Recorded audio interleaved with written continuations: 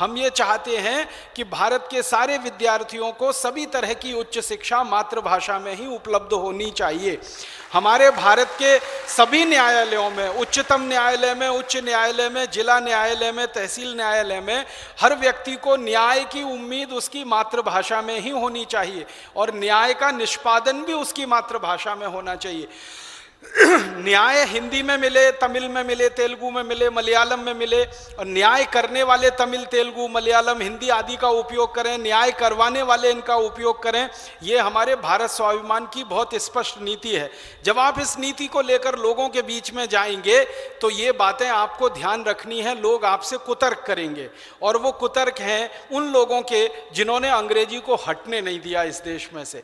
संविधान सभा में अंग्रेजी का सबसे ज्यादा समर्थन अगर किसी ने किया तो भारत के प्रथम प्रधानमंत्री पंडित जवाहरलाल नेहरू ने किया। पंडित जवाहरलाल नेहरू अपने पूरे समय इस बात की वकालत करते रहे कि अंग्रेजी अगर हम नहीं जानेंगे तो विकास नहीं कर सकते, अंग्रेजी नहीं जानेंगे तो आगे नहीं बढ़ सकते, अंग्रेजी नहीं जानेंगे तो हमको विज्ञान और तकनीकी नहीं आ सकती, अंग्रेजी नहीं जानेंगे तो हम में वैज्ञानिकता नहीं आ सकती, अंग्रेजी नहीं जानेंगे तो हम पोंगा पंडित रहेंगे, अंग्रेजी नहीं जानेंगे तो हम प्रगतिशील नहीं बनेंगे। बीसियों तरह के कुतर्क वो दिया करते थे। सबसे बड़ा उनका कुतर्क था कि अंग्रेजी विश्व भाषा है। मैं आपको जानकारी के लिए कहना चाहता हूं, आप खुद इस बात को कोशिश करिए वेरीफाई करने की, प्रमाणित करने की। दुनिया में 200 देश हैं, उनमें से 7 देश की राष्ट्रभाषा अंग्रेजी और 7 और देशों में बोलने की भाषा अंग्रेजी, कुल मिलाकर 14। अब 200 देशों में से सिर्फ 14 देशों में अंग्रेजी अगर बोली जा रही है तो कितने प्रतिशत देशों में अंग्रेजी बोली जा रही है? 10% भी नहीं हुआ। 10% भी गिनेंगे तो 20 देश हो जाते हैं। 7%। अब 7% देशों में अंग्रेजी भाषा के रूप में इस्तेमाल हो रही है, बाकी 93% देशों में अंग्रेजी का कोई नाम लेवा नहीं है, उसके गाने गाने वाला कोई नहीं है, उसकी बात करने वाला कोई नहीं है। तो विश्व भाषा कैसे हो गई बताइए? विश्व भाषा तो ये तब होगी जब 50% से ज्यादा लोग अंग्रेजी में बोलें, अंग्रेजी में रोएं, अंग्रेजी में गाएं, अंग्रेजी में सोचें, अंग्रेजी में सब काम करें। रोना, गाना, हंसना, बोलना, चलना फिरना सब उनका अंग्रेजी में हो, 50% से ज्यादा दुनिया के देश के लोगों का, तब तो हम मानेंगे कि हाँ ये विश्व भाषा होने लायक है। 7% लोग दुनिया में अंग्रेजी बोलते हैं, गाते हैं, पढ़ते हैं, पढ़ाते हैं, उस पर विश्व भाषा कैसे हो सकती है? बाकी सभी देशों की अपनी भाषाएं हैं। अगर जनसंख्या के हिसाब से भाषा को गिनती करना शुरू करें ना, जनसंख्या के हिसाब से दुनिया में सबसे ज्यादा बोली जाने वाली भाषा चाइनीज है, वो नंबर 1 है, और फिर सीधे नंबर आता है हिंदी है, वो नंबर 2 पर है। दुनिया में जनसंख्या के हिसाब से चीन इस समय सबसे आगे है, लगभग 148 करोड़ की जनसंख्या है। तो दुनिया में लगभग 148 करोड़ लोग चीनी बोलते हैं, चीनी जानते हैं, चीनी समझते हैं और चीनी का व्यवहार करते हैं। उसके बाद दूसरे नंबर पर सबसे ज्यादा जो भाषा का व्यवहार होता है, जिसको लोग जानते हैं, समझते हैं, बात करते हैं, वो हिंदी है। हिंदी को जानने वाले, समझने वाले लोगों की संख्या कम से कम 100 करोड़ के आसपास है पूरी दुनिया में, हिंदी को जानने और समझने वाले। और हिंदी को बोलने वालों की संख्या इस देश में और दुनिया में 87 करोड़ है। सीधे चीनी भाषा के बाद दूसरे नंबर पर जो भाषा आती है वो हिंदी आती है। जब दुनिया में दूसरे नंबर पर हिंदी है, लेकिन अपने देश में पहले नंबर पर तो होनी चाहिए, वो नहीं हो पाई आज तक। पहले नंबर पर इस देश में अभी भी अंग्रेजी का राज है।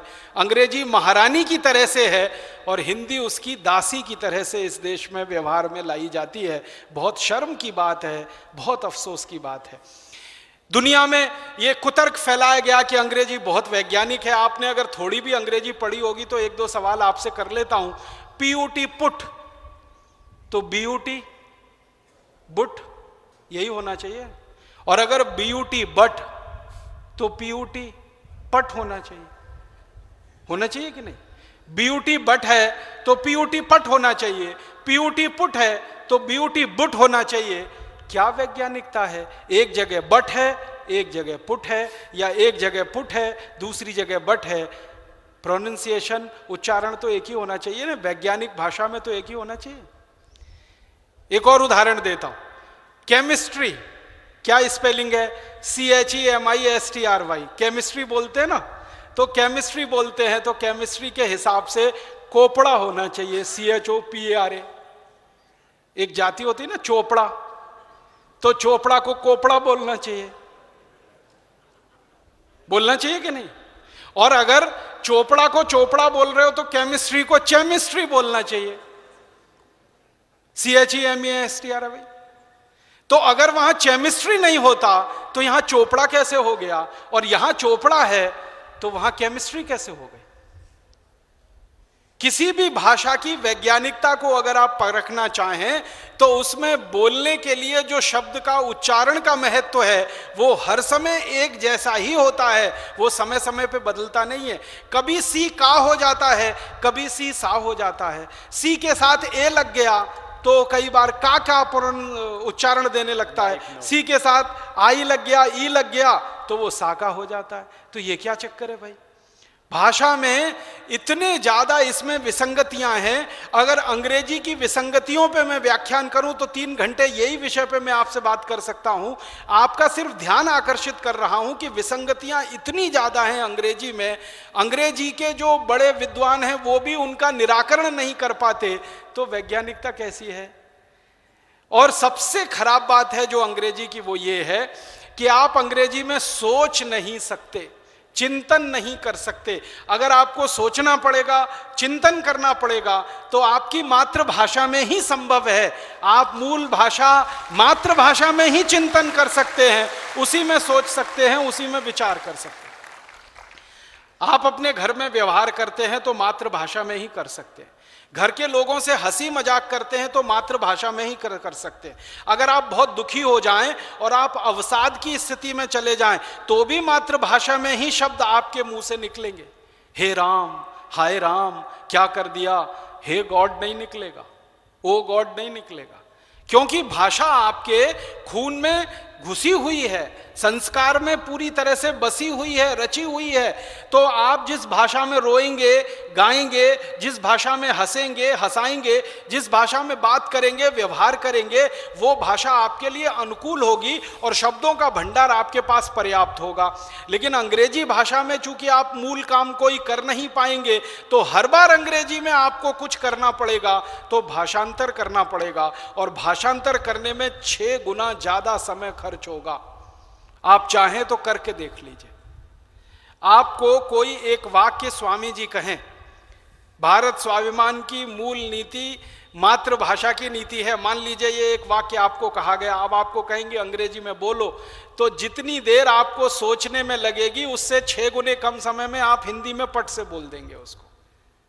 किसी छोटे बच्चे के साथ परीक्षण करके देख लो, किसी छोटे बच्चे को कोई कहानी सुनाओ, बहुत अच्छे से ध्यान से मातृभाषा में सुनेगा, वही कहानी उसको अंग्रेजी में सुनाओ, 6 दिन लग जाएंगे, तब तो ठीक से सुनने की स्थिति में आएगा, और 6 दिन लग जाएंगे तो याद करने की स्थिति में आएगा, याद नहीं कर पाएगा तो रटेगा, और रटने के बाद अगले 6 दिन बाद कुछ बोल के सुनाएगा, वो भी टूटी फूटी होगी, बीच में उसमें व्याकरण की गलती होगी, भाषा की अशुद्धियां होंगी। क्यों? संस्कार में नहीं है ना। तो जिस भाषा में आप हर काम करके आसानी से सहजता के साथ बढ़ सकते हैं आगे, उसी भाषा में अगर आपको शिक्षा नहीं मिल रही है तो ये आपके साथ बहुत बड़ा षड्यंत्र है, बहुत बड़ी साजिश है। ये षड्यंत्र क्या है? भारत के मूल निवासी कौन है? हिंदी, तमिल, तेलुगु, कन्नड़, मलयालम, उड़िया आदि आदि, ये सब मूल निवासी हैं जो मूलतः यहीं के हैं। और अंग्रेजी भाषा को बोलने वाले ये मूल निवासी तो हैं, लेकिन अंग्रेजियत में रचे बसे हुए हैं। जन्म उनका गलती से भारत में हो गया है, उनको तो मौका मिले तो वो तो अमेरिका जाने को तैयार बैठे हैं, वीजा नहीं मिलता, वरना लाइन लगा के खड़े रहते हैं। पता है कौन लोग पैदा हो गए? जो अंग्रेज हिंदुस्तान में मरे ना, वो ये पैदा हो गए। समझे आप? स्वामी जी की बात सुनी आपने? जो अंग्रेज मर गए उनकी आत्मा इनमें प्रवेश कर गई है, जो अंग्रेजी बोलते हैं आज इस देश। वो भूत बन के पैदा हुए हैं यहाँ, जो मर गए ना हिंदुस्तान में। और इनका ना संस्कार भारत का है, ना इनकी मान्यता परंपरा भारत की है। अंग्रेजी में सब काम करते हैं, बोलते चालते हैं, क्योंकि उनका प्रभुत्व बना रहे, क्योंकि अंग्रेजी के आधार पर अंग्रेजों का प्रभुत्व था।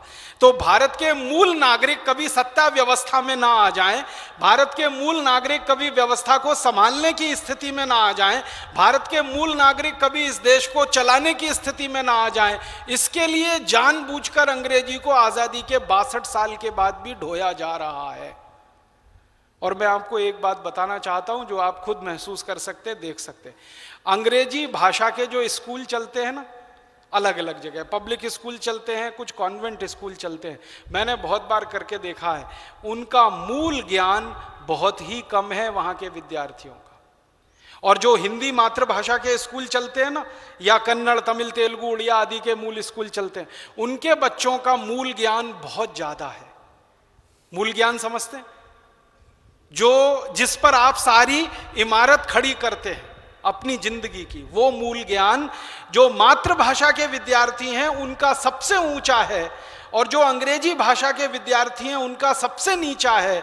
अगर आप मूल ज्ञान की स्थिति का अगर तुलनात्मक अध्ययन करेंगे तो मातृभाषा के विद्यार्थी गणित में बहुत ऊंचे हैं, मातृभाषा के विद्यार्थी भौतिक शास्त्र में बहुत ऊंचे हैं, मातृभाषा के विद्यार्थी रसायन शास्त्र में बहुत ऊंचे हैं, मातृभाषा के विद्यार्थी समाज शास्त्र में बहुत ऊंचे हैं। मातृभाषा के विद्यार्थी सिर्फ अंग्रेजी में कमजोर हैं, इसलिए वो जिंदगी के हर क्षेत्र में कमजोर हो गए हैं और कहीं भी आगे बढ़ने के लिए उनके सारे रास्ते बंद हैं। वो अंग्रेजी में फेल हो जाते हैं, बाकी सभी विषयों में उनके 100 में से 99 नंबर आते हैं, 100 में से 98 नंबर आते हैं, 100 में से 95 नंबर आते हैं, बाकी सभी विषयों में बस अंग्रेजी में उनके 100 में से 40 आते हैं या 45 आते हैं। इस कारण से वो IAS नहीं बन पाते, सिविल सर्विसेज में नहीं जा पाते, वो IPS नहीं बन पाते, सिविल सर्विसेज में नहीं जा पाते, वो ICS IFS नहीं बन पाते, IRS नहीं बन पाते, ऑल इंडिया सर्विसेज में, ऑल इंडिया कैडर में नहीं जा पाते। कितना बड़ा उनके साथ अन्याय हो रहा है आप सोचिए। मूल विषय का सारा ज्ञान उनको है, बस एक भाषा का ज्ञान उनको नहीं है, और वो भी ऐसी भाषा जो विदेशी भाषा है उसमें उनको ज्ञान नहीं है, तो उनको सबको पीछे रह जाना पड़ता है। और जिनको सिर्फ विदेशी भाषा आती है और विषय का ज्ञान कुछ खास नहीं होता है, वो सब उच्च पदों पर पहुंच जाते हैं, और इसी कारण से देश की व्यवस्थाओं को ठीक तरह से चला नहीं पाते हैं, और देश की सारी व्यवस्था को गुड़ गोबर करके और पूरे समाज का सत्यानाश और सर्वनाश कर देते हैं। ये बहुत बड़ी बात है।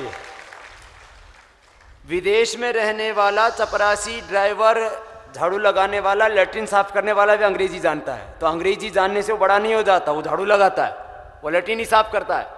तो अंग्रेजी जिसको आती है हम मानते हैं वो बहुत कुछ जानता है। अरे विदेशों में रहने वाला ड्राइवर, चपरासी, लैट्रिन साफ करने वाला, जूते पॉलिश करने वाला, मालिश करने वाला, सारे के सारे लोग अंग्रेजी बोलते हैं। लेकिन ये एक बहुत बड़ा षड्यंत्र है कि जब राजीव भाई ने कहा कि भारत की सत्ता में, भारत की शासन व्यवस्था में, भारत की शिक्षा, उच्च शिक्षा व्यवस्था में, भारत के तकनीकी व्यवस्था में किसी को इंजीनियर आदि बनना हो, IIT करना हो, तो अंग्रेजी नहीं आता है तो नहीं जाएगा उधर। तकनीकी व्यवस्था में, प्रबंधकीय व्यवस्था में किसी को भी MBA आदि करना हो और किसी बहुत मैनेजमेंट के बड़े बड़े जो है चीज़ों को चलाना हो, इन सारी उच्च व्यवस्थाओं में आम आदमी का प्रवेश ना हो, माने गरीब मजदूर किसान के बच्चों का प्रवेश ना हो, जो इस देश के आम नागरिक हैं उनका प्रवेश रोकने के लिए इन षड्यंत्रकारी लोग वहां पर फन फैलाए, ये जहरीले नाग बैठे हुए हैं, और इन सब के हमें फन नोचने हैं, इनके फन तोड़ने हैं, और इस देश के आम आदमी को इन जहरीले नागों के फन दबोच करके हमें आम आदमी को हक दिलाना, ये बहुत बड़ी बात है। इस देश के अंग्रेजी के कारण से 99% लोगों के साथ में अन्याय हो रहा है, और ये बात हमें इस देश के लोगों को समझानी है। जैसे आपको अभी भाई राजीव जी बता रहे हैं, इस तरह से इस देश के जब 100 करोड़ से ज्यादा 114 करोड़ भारतीयों को बताएंगे कि राष्ट्रभाषा हिंदी में और अन्य भारतीय भाषाओं में हमारा शिक्षण, हमारा शासन, हमारी न्याय व्यवस्था, हमारी उच्च शिक्षा, हमारे सारे काम हम भारतीय भाषाओं में करना चाहते हैं, तो फिर इस देश के 114 करोड़ लोगों की आवाज को कोई दबा नहीं सके।